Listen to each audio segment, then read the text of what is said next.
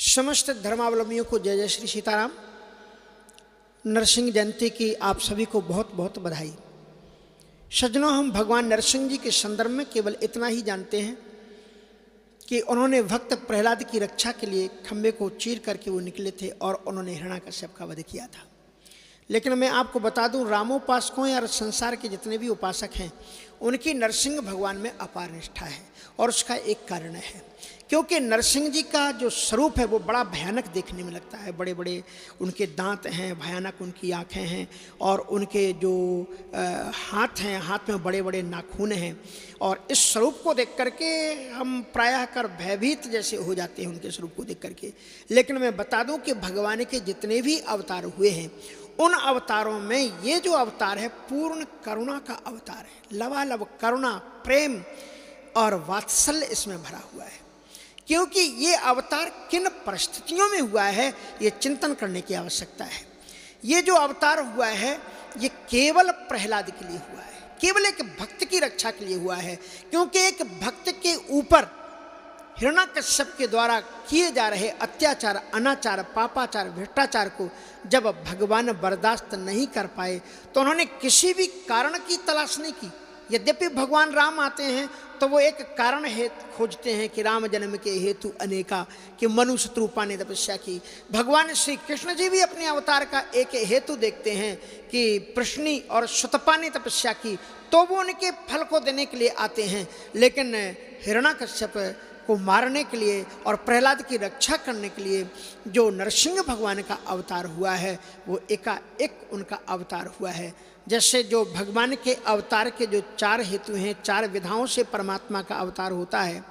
एक स्फूर्ति अवतार होता है और एक विभु अवतार होता है और एक आवेशावतार होता है और एक प्रवेशावतार। क्रमशः को देख लें, आवेशावतार, प्रवेशावतार, स्फूर्ति अवतार और विभु अवतार। अब हम आपको इन चारों अवतारों को क्रमशः अलग अलग करके आपको बताते हैं। आवेशावतार, इन चारों के उदाहरण अग्नि से हैं। गोस्वामी तुलसीदास जी महाराज ने भी इन अवतारों को अग्नि से उपमा दी है कि अग जग में सब रहत विरागी और प्रेम ते प्रभु प्रगटहि जिमि आगी। तो आइए जरा आवेशावतार को देखें। आवेशावतार क्या है? जैसे कि एक जलता हुआ चूल्हा और उस पर एक बटलोई रखी हुई है और उसमें पानी भरा हुआ है। नीचे अग्नि जलती है तेज, उससे बर्तन गर्म होता है और फिर बर्तन के अंदर में रखा हुआ पानी धीरे धीरे गर्म होकर के खौलने लग जाता है। और वो पानी का लक्षण क्या है? शीत स्पर्शवत् आपाता। जो नित्य समवाय संबंध से स्पर्श करने में शीतल हो उसे जल कहते हैं। लेकिन खौलता हुआ पानी शीतल होता है क्या? आप उंगली डालना मत, लेकिन अगर कोई डाले तो आप जानते तो होंगे उसका क्या होगा। मतलब यह है कि वो जला देगा। और जलाना काम पानी का नहीं है, अग्नि का काम है। तो ये क्यों जला रहा है पानी? उससे तो ठंडा होना चाहिए। क्योंकि अग्नि के पानी के अंदर में अग्नि का आवेशावतार हो गया। दिखने में वो जल है लेकिन अग्नि का काम करेगा, आपके हाथ को जला देगा। उसी प्रकार से परमात्मा का आवेशावतार। आवेशावतार कैसे? जैसे कि भगवान परशुराम जी में भगवान जी का आवेशावतार है। और जो ही वो अपनी लीलाओं का संपादन कर लेते हैं और जब पूर्ण राम आ जाते हैं तो वो उनके हाथ में धनुष दे करके वो चले जाते हैं और फिर सामान्य रूप में हो जाते हैं। और इस प्रकार से ये आवेशावतार है। जो जैसे कि आप कहते हैं इस मनुष्य के अंदर में देवता आ गया या ये जो भी बातें हों, तो इस प्रकार से ये आवेशावतार हो गया। अब आपको हम बता रहे हैं प्रवेशावतार। प्रवेशावतार कैसे होता है?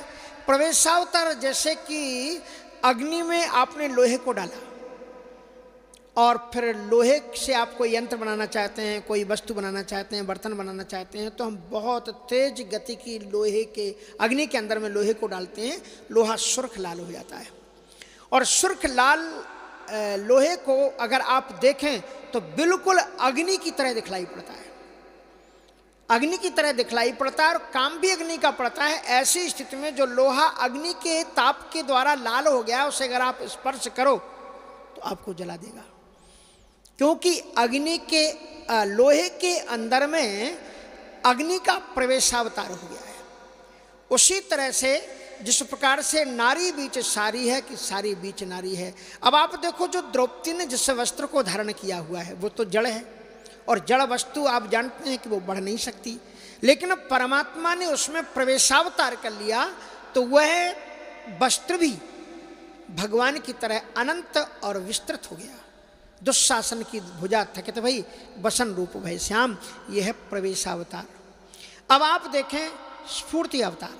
स्फूर्ति अवतार ये होता है कि आपने बचपने में कभी देखा होगा, दो पत्थरों को आप लो और आपस में टकराओ तो उसके बीच में चिंगारी पैदा होती है।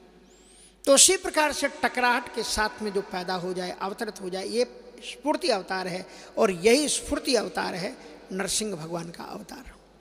क्योंकि उसने हिरण्याकश्यप ने कहा कि इसमें ईश्वर है, प्रहलाद ने कहा हाँ ईश्वर है। इन दोनों की आसुरी वृत्ति और साध्वी वृत्ति दोनों टकराई, दैवीय वृत्ति और आसुरी वृत्ति, और उस स्तंभ के ही साथ में सत्यम विधातुम निज भृत्य भास्तुम स्तंभे सभायाम नमृगम न मानसम।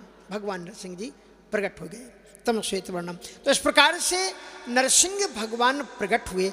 अब आप इनका करुणामय स्वरूप देखो, बड़ा भयानक उन्होंने युद्ध किया और उसके बाद में उन्होंने हिरण्याकश्यप को मार दिया तमाम शर्तों को पूर्ण करते हुए।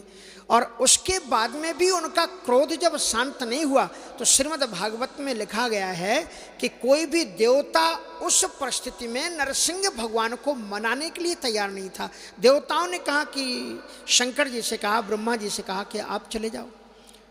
तो भगवान शंकर जी, ब्रह्मा जी कांपने लगे, कहा हमारी तो हिम्मत नहीं, क्योंकि हिरण्याकश्यप को वरदान हम ही ने दिए थे। अगर कहीं हम सामने पहुंच गए, उन्हें प्यार भरे इन हाथों से हमें पकड़ लिया तो हम क्या करेंगे। तो बोले फिर क्या करें। कहा कि ऐसा है, कितना भी क्रोधी आदमी हो लेकिन श्रीमती जी को देखते ही ठंडे पड़ जाते हैं। तो साक्षात श्री प्रेष्ठा देवैर देव जोटम यथाप्या, उन्होंने महाराज साक्षात लक्ष्मी जी को भेजा। सानोपेयाय संहिता, अदृष्टपूर्वत्वाद सानोपेयाय संहिता।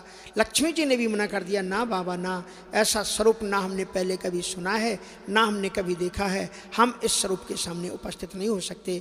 और तब भगवान शंकर जी की आंखें सजल हो आईं, वो प्रहलाद के पास में आए, रोते हुए घुटनों के बल शंकर जी बैठ गए घुटनों पर, क्योंकि प्रहलाद छोटा था।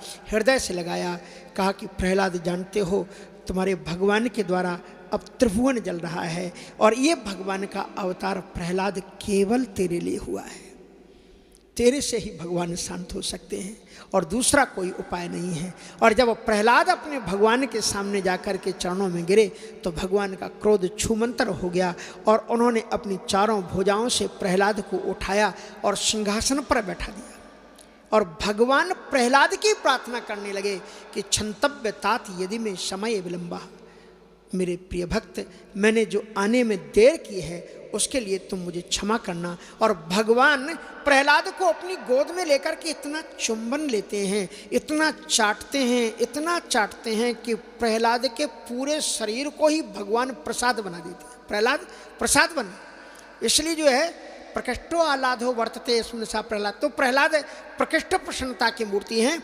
और ऐसे प्रहलाद जी को महाराज जब वो देखते हैं तो प्रहलाद को भगवान हृदय से लगा कर कहते हैं कि बोले प्रिय प्यारे प्रिय कोमल तिहारे अंग असुर ने मारे, मम नाम एक गाने में गिरते गिराए, पुनि जल में डुबोए हाय, अग्नि में जलाए कमी राखी ना सताने में, मंजुल मुखारविंद चूम चूम बोले प्रभु, करुणा स्वरूप बने करुणा दिखाने में, और हृदय ते लगाए लपटाए कहें बार बार, क्षमा करो भक्त मुझे देर भई आने में, क्षमा करो वत्स मुझे देर भई आने में।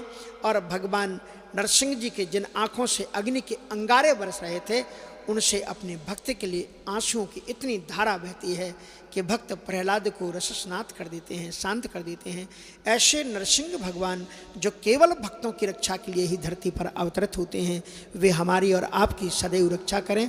क्योंकि आज का जो समय है, भयानक महामारी कोरोना बिल्कुल हिरण्याकश्यप की तरह ही चारों तरफ वाए हुए अत्याचार अनाचार करने पर तुली हुई है। आइए हम सब लोग नरसिंह भगवान जी से आज पवित्र मन से प्रार्थना करें कि हे भगवान, आप ही उससे और भयानक रूप धारण करके आओ और इस कोरोना महामारी को समाप्त करके अपने संसार रूपी भक्त प्रहलाद की रक्षा करो। यही आप सभी से पुनः पुनः कामना। भगवान नरसिंह जी के पावन पादारविंदों में साष्टांग दंडवत प्रणिपात पूर्वक आप सभी को पुनः पुनः इस पवित्र महोत्सव की बधाई। जय श्री राम।